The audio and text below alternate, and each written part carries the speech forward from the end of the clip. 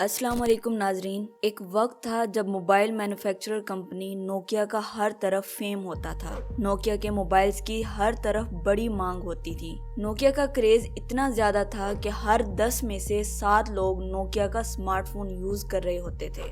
और ये कोई ज्यादा पुरानी बात नहीं है, बल्कि 1998 में तो Nokia world's largest mobile manufacturer था और 2000s यानी अपनी पीक पर ये कंपनी फिनलैंड की जीडीपी का 4%, टोटल एक्सपोर्ट्स का 21% और हेलसिंकी स्टॉक एक्सचेंज का 70% एक्वायर करती थी। और इसी टाइम पर कंपनी ने अपने ब्रांड नेम पर हद से ज्यादा भरोसा करके मार्केट की रिक्वायरमेंट्स को ना समझते हुए और अपनी जो ब्रांड वाली जो ईगो थी उसको सेटिस्फाई करने के लिए कुछ ऐसे डिसीजंस लिए जिसकी वजह से आज नोकिया का सिर्फ नाम ही रह गया है, और वो भी हमारे बड़े ही जानते हैं। आइए उन फैसलों पर नजर डालते हैं।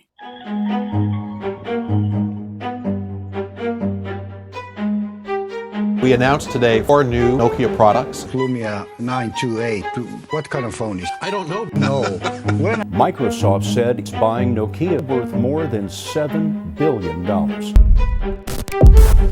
नाज़रीन, अपनी बात हम हिस्ट्री से स्टार्ट करते हैं कि नोकिया कंपनी की शुरुआत 1865 में फ्रेडरिक आइडस्टैम ने की थी, जो एक माइनिंग इंजीनियर थे। स्टार्ट में ये एक पल्प मिल थी।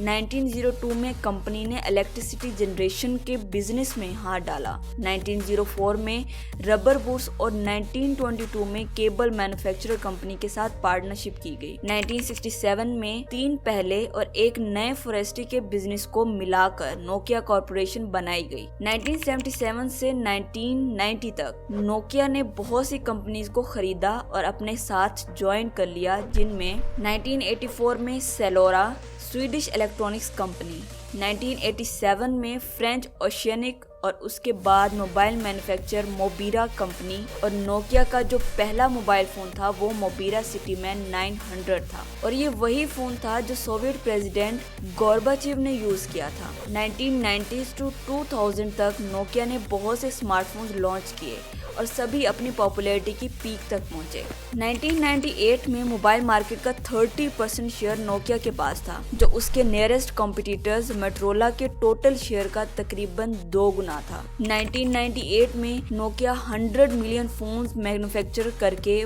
World best mobile selling brand बन गया, और उसी साल नोकिया ने $20 बिलियन की सेल्स के साथ साथ $2.5 बिलियन का प्रॉफिट भी अर्न किया। और ईयर 2000 तक नोकिया की कंपनीज में मोर देन 50,000 पीपल काम किया करते थे। 2006 में कंपनी की तरफ से नोकिया N95 मोबाइल लॉन्च किया गया, जो कि हाईली सक्सेसफुल रहा, और 2007 में इस फोन को बेस्ट मोबाइल इमेजिंग डिवाइस का अवार्ड दिया गया। और नोकिया की तरफ से जो पहला कैमरा फोन लॉन्च किया गया वो नोकिया 3600 था। नाजरीन, एक पुरानी कहावत है कि हर अरूज को जवाल होता है। उसी तरह नोकिया का जवाल 2010 के बाद से स्टार्ट हुआ, क्योंकि उस वक्त एंड्रॉयड ऑपरेटिंग सिस्टम मार्केट में आ चुका था, जो 23 सितंबर 2008 को लॉन्च हुआ। असल में ये लिनक्स कर्नल का मॉडिफाइड वर्जन था, और उसके लॉन्च होते ही मार्केट में उसकी डिमांड इंक्रीज होने लगी। बड़ी बड़ी कंपनीज अपने मोबाइल डिवाइसेस में एंड्रॉयड ओएस को यूज करने लगी, और यहीं पर नोकिया ने अपनी पहली और सबसे बड़ी मिस्टेक की।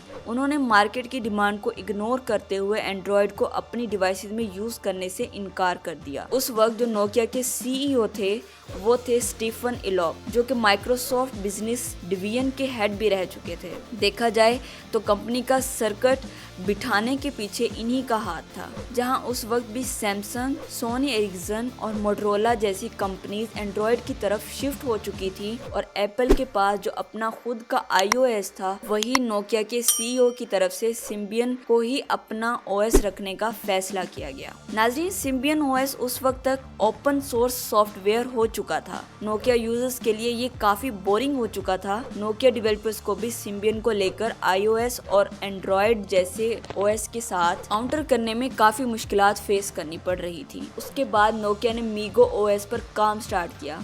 स्टीफन इलॉप ने कहा कि एंड्रॉयड को यूज करना नोकिया जैसे ब्रांड की प्रेफरेंस में शामिल नहीं है। इन सब हालात की वजह से नोकिया ने अपना खुद का ओएस बना सका और ना ही अपना कोई स्पेसिफिक इकोसिस्टम क्रिएट कर सका जैसे एप्पल्स आईफोन और एंड्रॉयड्स फोन का है। दूसरी बड़ी मिस्टेक ये थी कि 11 फरवरी 2011 को नोकिया ने माइक्रोसॉफ्ट के साथ स्ट्रेटेजिक पार्टनरशिप का ऐलान किया और विंडोज ऑपरेटिंग सिस्टम अपने मोबाइल में यूज करने का फैसला किया। उसी दौरान नोकिया N9 लॉन्च हुआ। नोकिया चाहता तो अपनी पोजीशन अगेन रिवाइव कर सकता था क्योंकि N9 में मीगो ओएस यूज किया गया था जिसको हाईली पॉजिटिव रिस्पांस मिला था, लेकिन स्टीफन इलॉप तो मीगो प्रोजेक्ट को एंड करके माइक्रोसॉफ्ट के साथ डील करने का फैसला कर चुके थे। माइक्रोसॉफ्ट के साथ इस डील की वजह से नोकिया का मार्केट शेयर बुरी तरह बिगड़ गया। 2011 के सेकंड क्वार्टर में नोकिया ने एक लार्ज स्केल लॉस को क्लेम किया। नवंबर 2011 में माइक्रोसॉफ्ट के साथ जो पार्टनरशिप की गई और इस दौरान जो मोबाइल फोन मैन्युफैक्चर किए गए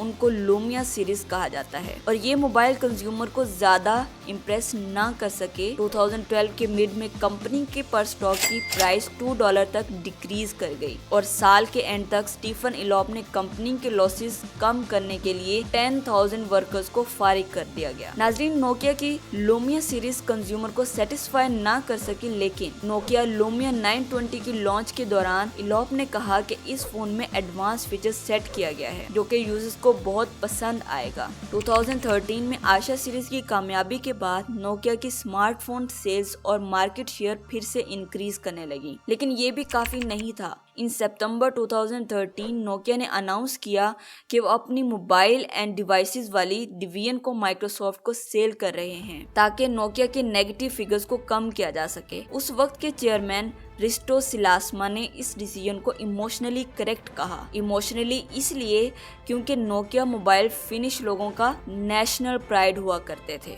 एनालिसिस के मुताबिक माइक्रोसॉफ्ट सीईओ स्टीव बाल्मर को डर था कि नोकिया कहीं मार्केट वैल्यूज को अंडरस्टैंड करते हुए एंड्रॉयड ओएस को एक्वायर न कर ले, क्योंकि वो जानते थे कि नोकिया की ब्रांड वैल्यू अभी भी लोगों के दिलों में मौजूद है। इसलिए उन्होंने जल्द अज जल्द नोकिया को बाय आउट करने का फैसला किया। जनवरी 2014 में नोकिया NX लॉन्च किया गया जिसमें एंड्रॉयड कस्टमाइज्ड वर्जन यूज किया गया। नाजरीन, ये लॉन्च काफी सरप्राइजिंग और साथ साथ काफी ऑड भी थी क्योंकि उस वक्त तक बहुत लेट हो चुका था और फाइनली नोकिया को अप्रैल 2014 में सेल आउट कर दिया गया। सत्या नडेला जो स्टीव के बाद माइक्रोसॉफ्ट के सीईओ बने थे, उन्होंने नोकिया के परचेज को काफी अपोज भी किया। 2014 के बाद नोकिया की ब्रांड वैल्यू 95th पोजीशन पर जा पहुंची जो 2005 में 5th पोजीशन पर थी। डिफरेंट एनालिस्ट नोकिया के फॉल डाउन के पीछे डिफरेंट रीजंस डिस्क्राइब करते हैं जो आपकी स्क्रीन पर मौजूद है, आप आसानी से रीड कर सकते हैं। नाजरीन, नोकिया कंपनी आज भी एग्जिस्ट करती है।